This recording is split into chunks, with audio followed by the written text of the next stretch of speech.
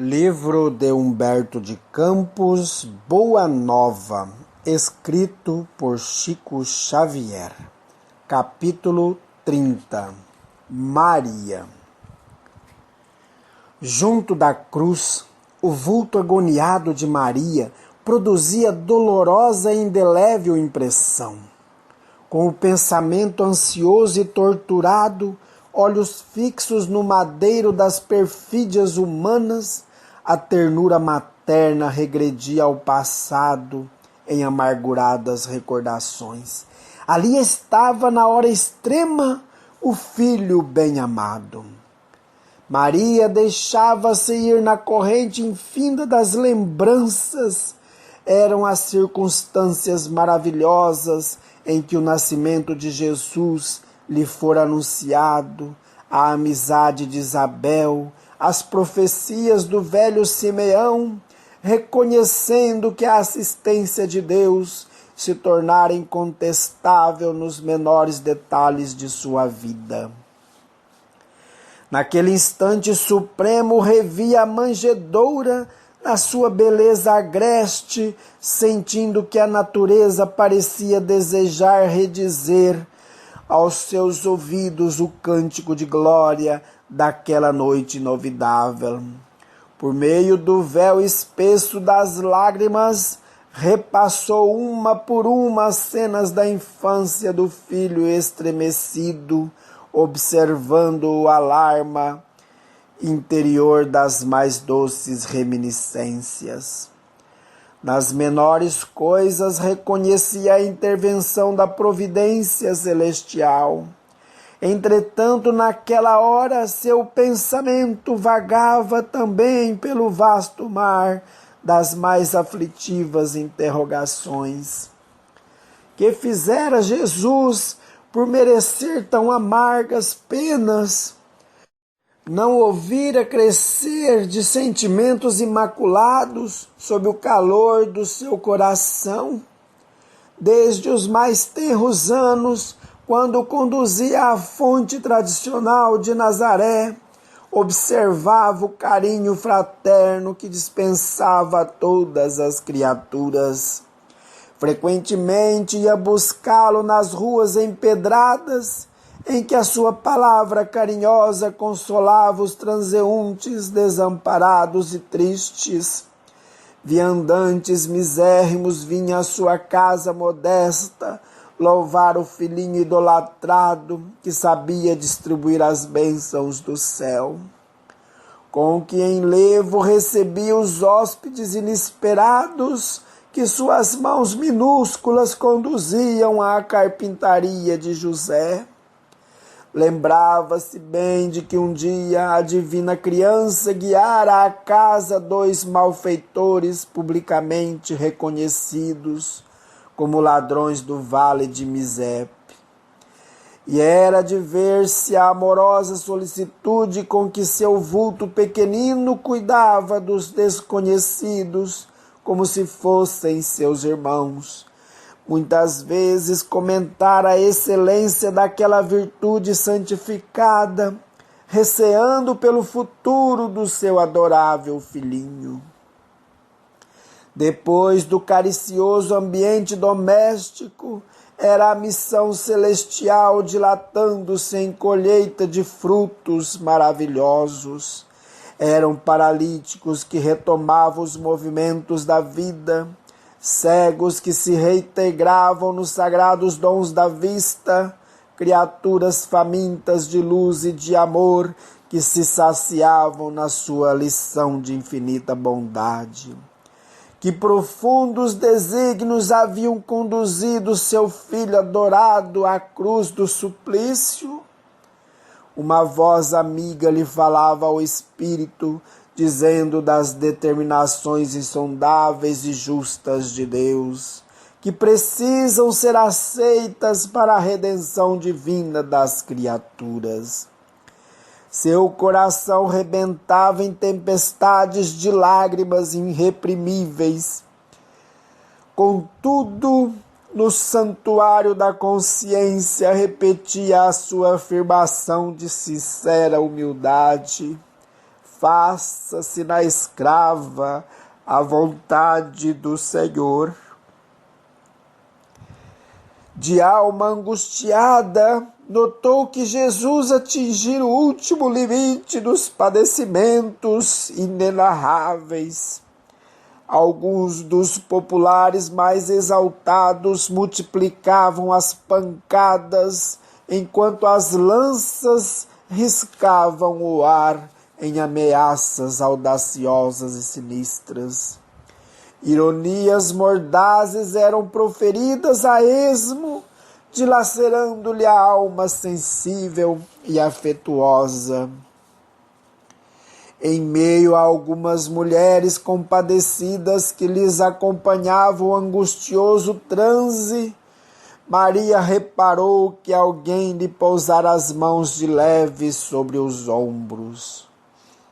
Deparou-se-lhe a figura de João, que, vencendo a pusilanimidade criminosa em que haviam mergulhado os demais companheiros, lhe estendia os braços amorosos e reconhecidos. Silenciosamente, o filho de Zebedeu abraçou-se àquele triturado coração maternal. Maria deixou-se enlaçar pelo discípulo querido, e ambos ao pé do madeiro, em gesto súplice, buscaram ansiosamente a luz daqueles olhos misericordiosos no cúmulo dos tormentos. Foi aí que a fronte do divino supliciado se moveu vagarosamente, revelando perceber a ansiedade daquelas duas almas em extremo desalento. Meu filho, meu amado filho, exclamou a Marte em aflição diante da serenidade daquele olhar de melancolia intraduzível. O Cristo pareceu meditar no auge de suas dores, mas como se quisesse demonstrar no instante derradeiro a grandeza de sua coragem e a sua perfeita comunhão com Deus, replicou com significativo movimento dos olhos vigilantes: Mãe, eis aí o teu filho. E dirigindo-se de modo especial, com um leve aceno ao apóstolo, disse: Filho, eis aí tua mãe. Maria envolveu-se no véu de seu pranto doloroso, mas o grande evangelista compreendeu que o Mestre, na sua derradeira lição, ensinava que o amor universal era o sublime coroamento de sua obra. Entendeu que no futuro a claridade do reino de Deus revelaria aos homens a necessidade da cessação de todo egoísmo e que no santuário de cada coração deveria existir a mais abundante cota de amor, não só para o círculo familiar, senão também para todos os necessitados do mundo, e que no templo de cada habitação permaneceria a fraternidade real, para que a assistência recíproca se praticasse na terra, sem serem precisos edifícios exteriores consagrados a uma solidariedade claudicante. Por muito tempo conservaram-se ainda ali, em preces silenciosas, até que o Mestre exânime fosse arrancado à cruz, antes que a tempestade mergulhasse a paisagem castigada de Jerusalém num dilúvio de sombras. Após a separação dos discípulos que se dispersaram por lugares diferentes para a difusão da Boa Nova, Maria retirou-se para Bataneia, onde alguns parentes mais próximos a esperavam com especial carinho. Os anos começaram a rolar, silenciosos e tristes, para a angustiada saudade de seu coração.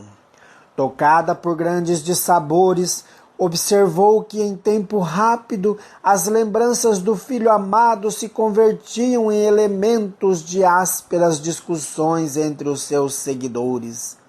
Na Bataneia, pretendia-se manter uma certa aristocracia espiritual por efeito dos laços consanguíneos que ali aprendiam em virtude dos elos que a ligavam a José. Em Jerusalém digladiavam-se os cristãos e os judeus com veemência e acrimônia.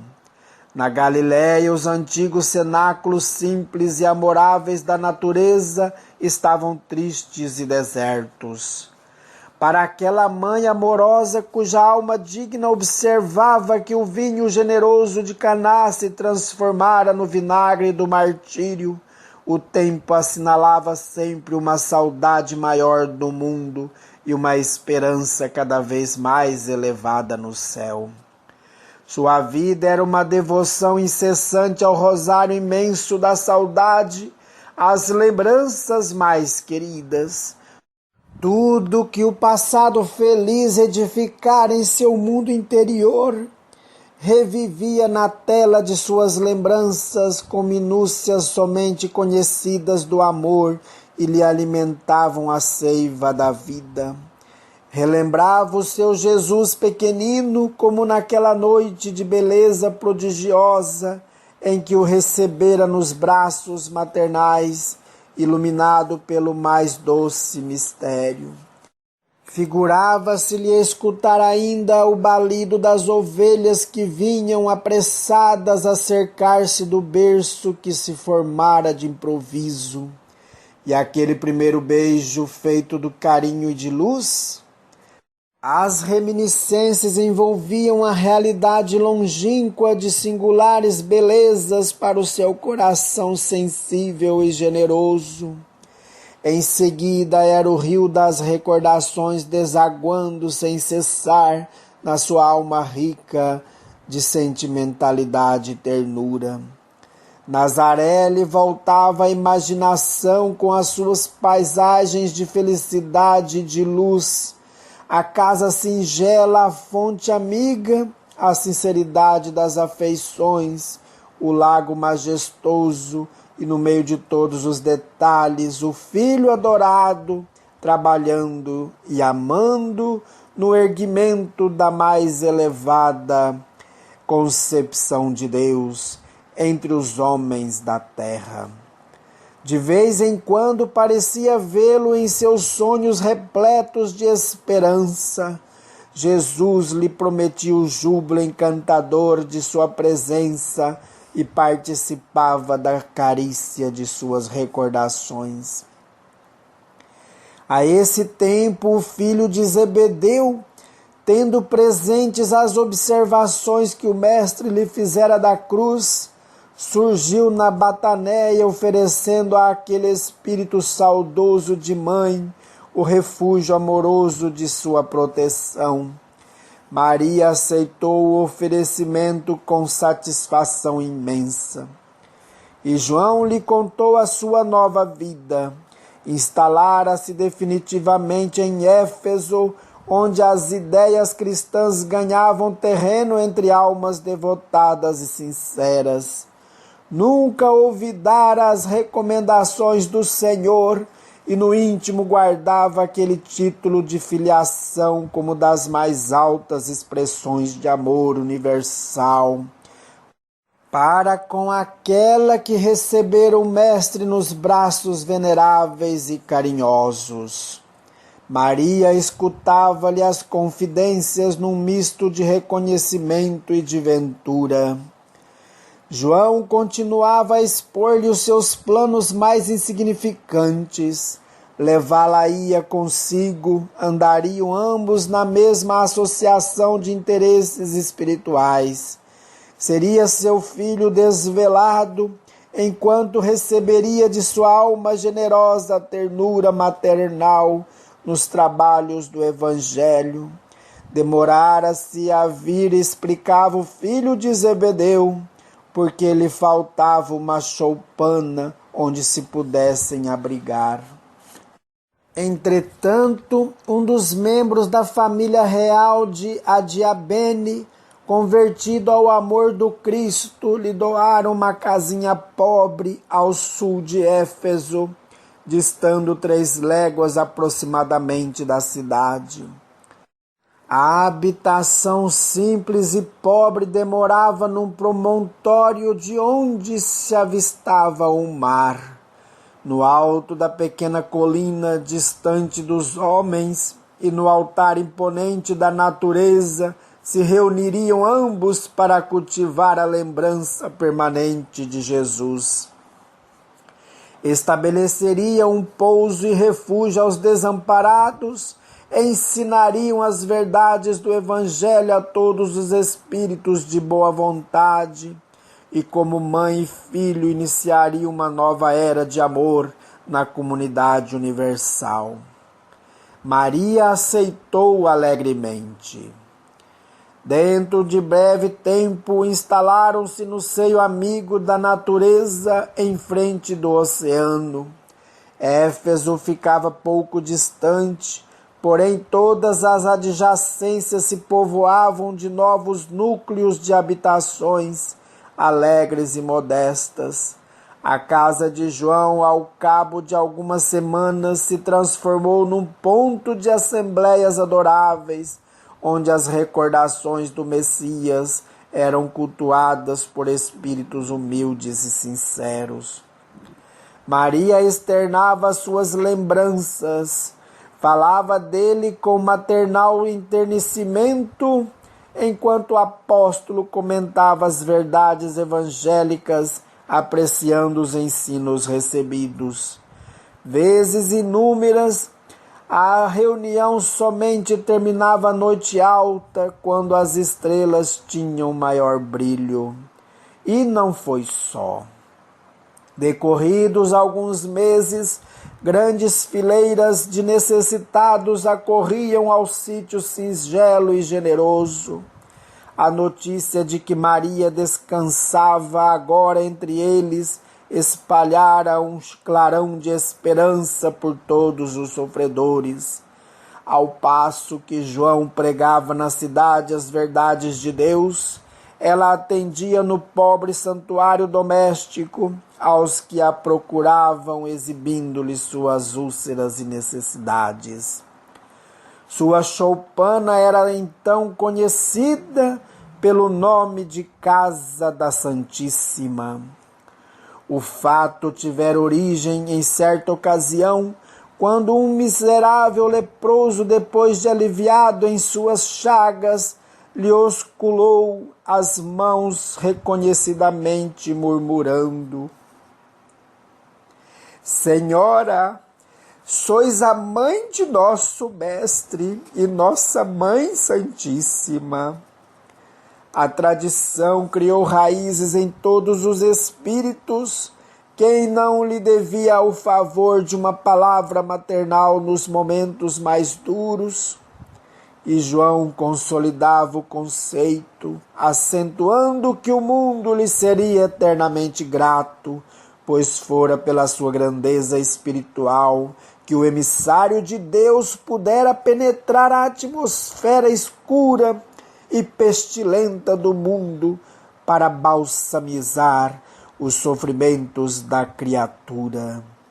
Na sua humildade sincera, Maria se esquivava às homenagens afetuosas dos discípulos de Jesus, mas aquela confiança filial com que lhe reclamavam a presença era para sua alma um brando e delicioso tesouro do coração. O título de maternidade fazia vibrar em seu espírito os cânticos mais doces. Diariamente acorriam os desamparados suplicando a sua assistência espiritual. Eram velhos trôpegos desenganados do mundo que lhe vinham ouvir as palavras confortadoras e afetuosas, enfermos que invocavam a sua proteção, mães infortunadas que pediam a bênção de seu carinho. Minha mãe, dizia um dos mais aflitos, como poderei vencer as minhas dificuldades? Sinto-me abandonado na estrada escura da vida. Maria lhe enviava o olhar amoroso da sua bondade, deixando nele transparecer toda a dedicação enternecida de seu espírito maternal. Isso também passa, dizia ela carinhosamente. Só o reino de Deus é bastante forte para nunca passar de nossas almas como eterna realização do amor divino. Seus conceitos abrandavam a dor dos mais desesperados, desanuviavam o pensamento obscuro dos mais acabrunhados. A igreja de Éfeso exigia de João a mais alta expressão de sacrifício pessoal, pelo que, com o decorrer do tempo, quase sempre Maria estava só, quando a legião humilde dos necessitados descia o promontório desataviado rumo aos lares mais confortados e felizes. Os dias e as semanas, os meses e os anos passaram incessantes, trazendo-lhe as lembranças mais ternas. Quando sereno e azulado, o mar lhe fazia voltar à memória o Tiberíades distante. Surpreendia no ar aqueles perfumes vagos que enchiam a alma da tarde, quando seu filho, de quem nenhum instante se esquecia, reunindo os discípulos amados, transmitiam ao coração do povo as louçanias da Boa Nova. A velhice não lhe acarretara nem cansaços nem amarguras. A certeza da proteção divina lhe proporcionava ininterrupto consolo. Como quem transpõe o dia em labores honestos e proveitosos, seu coração experimentava grato repouso, iluminado pelo luar da esperança e pelas estrelas fulgurantes da crença imorredoura. Suas meditações eram suaves colóquios com as reminiscências do filho muito amado. Súbito recebeu notícias de que um período de dolorosas perseguições se haviam aberto para todos os que fossem fiéis à doutrina do seu Jesus divino. Alguns cristãos banidos de Roma traziam a Éfeso as tristes informações. Em obediência aos éditos mais injustos, escravizavam-se os seguidores do Cristo, destruíam-se-lhe os lares, metiam-nos a ferros nas prisões, falava-se de festas públicas em que seus corpos eram dados como alimento a feras insaciáveis, em horrendos espetáculos. Então, num crepúsculo estrelado, Maria entregou-se a orações, como de costume, pedindo a Deus por todos aqueles que se encontrassem em angústias do coração, por amor de seu filho. Embora a soledade do ambiente não se sentia só. Uma como força singular lhe banhava a alma toda. Aragens suaves sopravam do oceano, espalhando os aromas da noite que se povoava de astros amigos e afetuosos, e em poucos minutos a lua plena participava igualmente desse concerto de harmonia e de luz. Enlevada nas suas meditações, Maria viu aproximar-se o vulto de um pedinte. "Minha mãe!" exclamou recém-chegado, como tantos outros que recorriam ao seu carinho. "Venho fazer-te companhia. e receber a tua bênção. Maternalmente, ela o convidou a entrar, impressionada com aquela voz que lhe inspirava profunda simpatia. O peregrino lhe falou do céu, confortando-a delicadamente. Comentou as bem-aventuranças divinas que aguardam a todos os devotados e sinceros filhos de Deus, dando a entender que lhe compreendia as mais ternas saudades do coração. Maria sentiu-se empolgada por tocante surpresa.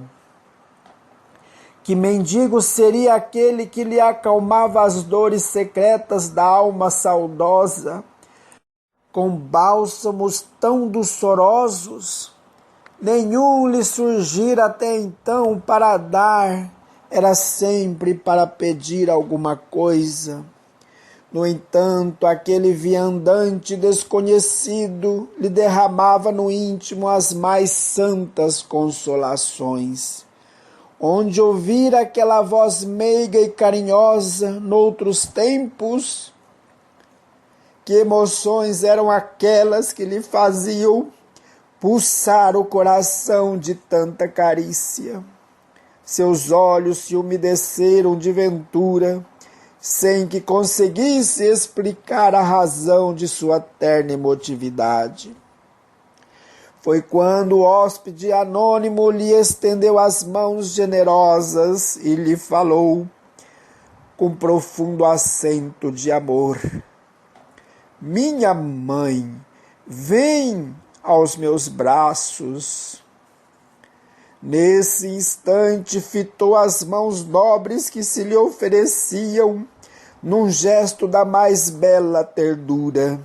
Tomada de comoção profunda, viu nelas duas chagas como as que seu filho revelava na cruz, e instintivamente, dirigindo o olhar ansioso para os pés do peregrino amigo, divisou também aí as úlceras causadas pelos cravos do suplício. Não pôde mais, compreendendo a visita amorosa que Deus lhe enviava ao coração, bradou com infinita alegria: meu filho, as úlceras que te fizeram. E precipitando-se para ele como mãe carinhosa e desvelada, quis certificar-se tocando a ferida que lhe fora produzida pelo último lançaço perto do coração. Suas mãos ternas e solícitas o abraçaram, na sombra visitada pelo luar, procurando sofregamente a úlcera que tantas lágrimas lhe provocara ao carinho maternal. A chaga lateral também lá estava, sob a carícia de suas mãos. Não conseguiu dominar o seu intenso júbilo. Num ímpeto de amor, fez um movimento para se ajoelhar. Queria abraçar-se aos pés do seu filho e osculá-los com ternura. Ele, porém, levantando-a cercado de um halo de luz celestial, se lhe ajoelhou aos pés e, beijando-lhe as mãos, disse em carinhoso transporte: sim, minha mãe, sou eu, venho buscar-te, pois meu pai quer que sejas no meu reino a rainha dos anjos. Maria cambaleou, tomada de inexprimível ventura. Queria dizer da sua felicidade, manifestar seu agradecimento a Deus, mas o corpo como se lhe paralisara, enquanto aos seus ouvidos chegavam os ecos suaves da saudação do anjo, qual se a entoasse 1000 vozes cariciosas por entre as harmonias do céu. No outro dia, 2 portadores humildes desciam a Éfeso, de onde regressaram com João para assistir aos últimos instantes daquela que lhes era a devotada Mãe Santíssima. Maria já não falava. Numa inolvidável expressão de serenidade, por longas horas ainda esperou a ruptura dos derradeiros laços que aprendiam a vida material. A alvorada desdobrava o seu formoso leque de luz, quando aquela alma eleita se elevou da terra, onde tantas vezes chorara de júbilo, de saudade e de esperança. Não mais via seu filho bem-amado, que certamente a esperaria com as boas-vindas no seu reino de amor. Mas extensas multidões de entidades angélicas a cercavam cantando hinos de glorificação. Experimentando a sensação de se estar afastando do mundo, desejou rever a Galileia com os seus sítios preferidos. Bastou a manifestação de sua vontade para que a conduzissem à região do lago de Genezaré, de maravilhosa beleza. Reviu todos os quadros do apostolado de seu filho e só agora, observando do alto a paisagem, notava que o Tiberíades, em seus contornos suaves, apresentava a forma quase perfeita de um alaúde. Lembrou-se então de que naquele instrumento da natureza Jesus cantara o mais belo poema da vida e amor em homenagem a Deus e à humanidade. Aquelas águas mansas, filhas do Jordão, marulhoso e calmo, haviam sido as cordas sonoras do cântico evangélico.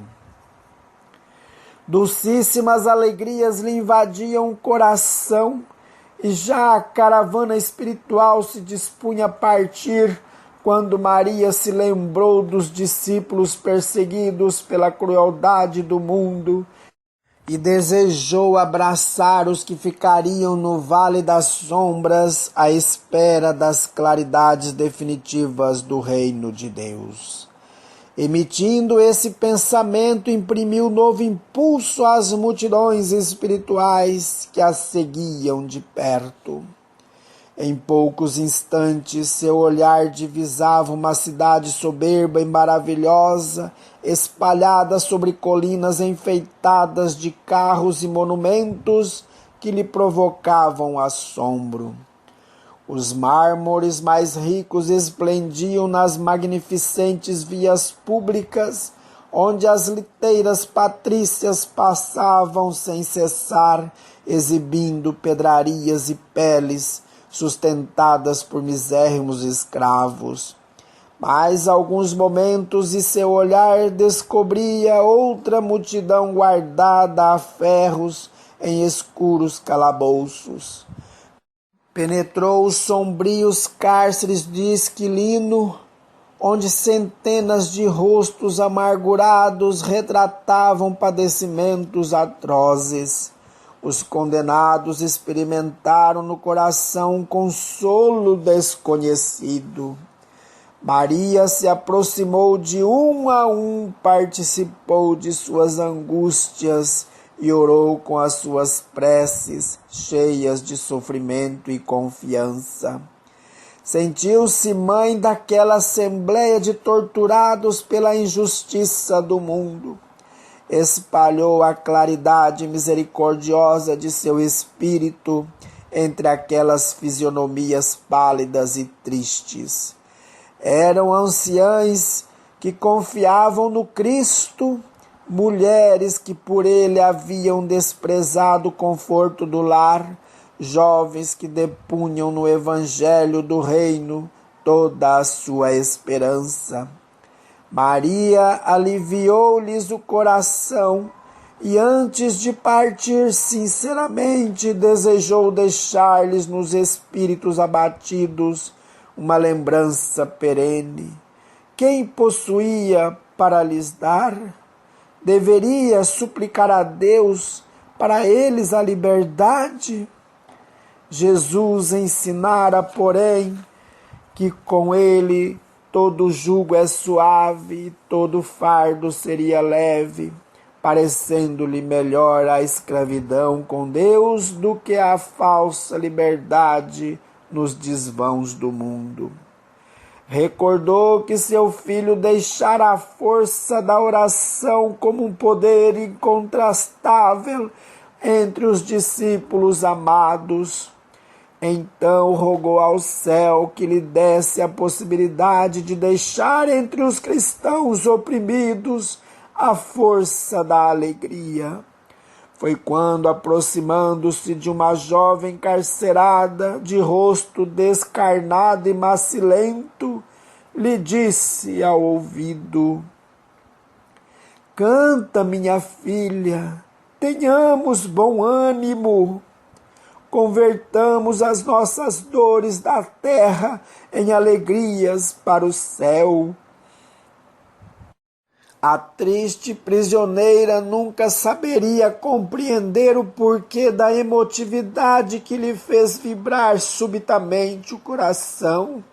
De olhos estáticos, contemplando o firmamento luminoso por meio das grades poderosas, ignorando a razão de sua alegria, cantou um hino de profundo e enternecido amor a Jesus, em que traduzia sua gratidão pelas dores que lhe eram enviadas, transformando todas as suas amarguras em consoladoras rimas de júbilo e esperança. Daí a instante, seu canto melodioso era acompanhado pelas centenas de vozes dos que choravam no cárcere, aguardando o glorioso testemunho. Logo a caravana majestosa conduziu ao reino do Mestre a bendita entre as mulheres, e desde este dia, nos tormentos mais duros, os discípulos de Jesus têm cantado na terra, exprimindo seu bom ânimo e a sua alegria, guardando a suave herança de nossa Mãe Santíssima. Por essa razão, irmãos meus, quando ouvirdes o cântico nos templos das diversas famílias religiosas do cristianismo, não vos esqueceis de fazer no coração um brando silêncio, para que a rosa mística de Nazaré espalhe aí o seu perfume.